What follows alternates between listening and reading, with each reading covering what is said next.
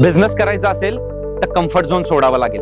कारण जर समजा तुम्ही 9 to 5 जॉब करताय आणि तुम्ही क्रिएटिव्हली काहीच वर्क करत नाहीये, तुम्ही दिवसभर रील बघताय, तुम्ही मित्रांच्या सोबत फिरायला जाताय, पार्ट्या करताय, पिकनिकला जाताय आणि एन्जॉयबल लाईफ जगताय, तर तुम्ही बिझनेस साठी बनलेले नाहीये. सॉरी, पण तुम्ही बिझनेस करू नका. ज्याही व्यक्तीला बिझनेस करायचा आहे त्याला घर सोडावं लागतं, त्याला घरापासून लांब जाऊन राहावं लागतं.